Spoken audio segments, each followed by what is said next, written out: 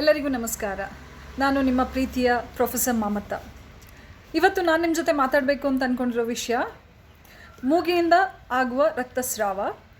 ಅದನ್ನು ನಾವು English ಟರ್ಮ್ಸಲ್ಲಿ nose bleeding ಅಂತ ಕಾಮನ್ ಆಗಿ ಕರಿತೀವಿ, ಮೆಡಿಕಲ್ ಟರ್ಮ್ಸಲ್ಲಿ ಎಪಿಕ್ಸ್ಟಾಸಿಸ್ ಅಂತ ಕರಿತೀವಿ.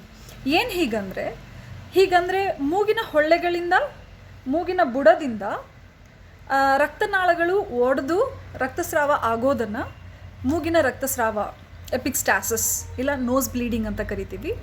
ಇದಕ್ಕೆ ಕಾಮನ್ ಆಗಿ ವಯಸ್ಸಾದವರು ಅಥವಾ ಮಕ್ಕಳು ಹೆಚ್ಚಾಗಿ ತುತ್ತಾಗ್ತಾರೆ. ಈ ಒಂದು ನೋಸ್ ಬ್ಲೀಡಿಂಗನ್ನು ಮನೆಯಲ್ಲೇ ನಾವು ನಿರ್ವಹಣೆ ಮಾಡಬಹುದು.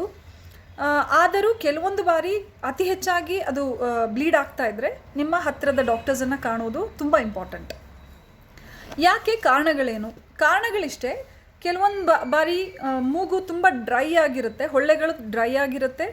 ಹಾಗೆ ಏನಾದರೂ ಅಲರ್ಜಿಕ್ ಆಗಿದ್ದರೆ, ಒಂದು ವ್ಯಕ್ತಿಗೆ ಅಲರ್ಜೀಸ್ ಜಾಸ್ತಿ ಇದ್ದರೆ, ಹಾಗೂ ಏನಾದರೂ ಕಾರ್ಡಿಯಾಕ್ ಪೇಷಂಟ್ಸ್ಗಳು ಅಂದರೆ ಹಾರ್ಟ್ ರಿಲೇಟೆಡ್ ತೊಂದರೆಗಳಿರುವಂಥ ವ್ಯಕ್ತಿಗಳು ಆಸ್ಪಿರಿನ್ಗಳನ್ನು ಏನಾದರೂ ಸೇವಿಸ್ತಾ ಇದ್ದರೆ, ಹಾಗೂ ಹೈ BP, ಅಧಿಕ ರಕ್ತದೊತ್ತಡ, ಇಂಥ ತೊಂದರೆಗಳಿದ್ದಾಗ ನಾವು ಹೆಚ್ಚಾಗಿ ಈ ರಕ್ತಸ್ರಾವವನ್ನು ನಾವು ಮೂಗಲ್ಲಿ ಕಾಣಬಹುದು.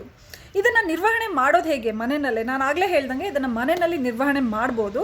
ಮೊದಲನೇದಾಗಿ ನೀವು ಆದಷ್ಟು ರಕ್ತಸ್ರಾವ ಕಂಡ ತಕ್ಷಣ ಸ್ಟ್ರೇಟಾಗಿ ಕೂತು ಸ್ವಲ್ಪ ಮುಂದೆ ಬಾಗಿ ಮೂಗನ್ನು ಹಿಡಿದು ಅಮುಕಿ 10 ನಿಮಿಷ ಹೀಗೆ ಹಿಡ್ಕೊಳ್ಬೇಕು. ಇದು ಕಂಟಿನ್ಯೂಸ್ ಆಗಿ ಹಿಡಿಬೇಕಾಗತ್ತೆ. ಕಂಟಿನ್ಯೂಸ್ ಆಗಿ ಹಿಡಿದು ಸ್ವಲ್ಪ ಹೊತ್ತಾದಮೇಲೆ ಐಸ್ ಪ್ಯಾಕ್ ಹಾಕಿದರೆ ಈ ಒಂದು ನೋಸ್ ಬ್ಲೀಡಿಂಗ್ ಸ್ಟಾಪ್ ಆಗುತ್ತೆ.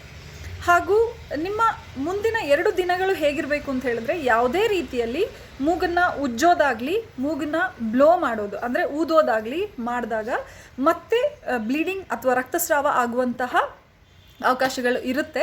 ಇದನ್ನು ಅವಾಯ್ಡ್ ಮಾಡಲಿಕ್ಕೋಸ್ಕರ ನೀವು ದಯವಿಟ್ಟು 2 ದಿನದವರೆಗೆ ಊದೋದಾಗಲಿ ಅಥವಾ ಅದನ್ನು ಸ್ಕ್ರ್ಯಾಚ್ ಮಾಡೋದಾಗಲಿ ಅಥವಾ ಉಜ್ಕೊಳ್ಳೋದಾಗಲಿ ಮಾಡದೇ ಇದ್ದರೆ ಒಳ್ಳೆಯದು. ಇದಿಷ್ಟು ಮಾಡಿ ಕೂಡ ನಿಮ್ಮ ರಕ್ತಸ್ರಾವ ನಿಂತಿಲ್ಲ ಅಂತ ಹೇಳಿದ್ರೆ ನಿಮ್ಮ ಹತ್ತಿರದ ವೈದ್ಯಕೀಯ ಸೇವೆಗಳನ್ನ ಅಥವಾ ವೈದ್ಯರನ್ನು ಕಾಣೋದು ಉತ್ತಮ. ಈಗ ಮಾಡೋದ್ರಿಂದ ನಿಮ್ಮ ರಕ್ತಸ್ರಾವ ನಿಲ್ಲುತ್ತೆ. ಬೇರೆ ಏನಾದರೂ ತೊಂದರೆಗಳಿದ್ದರೆ ದಯವಿಟ್ಟು ನೀವು ಡಾಕ್ಟರ್ನ ಕಾಣೋದು ಉತ್ತಮ. Thank you.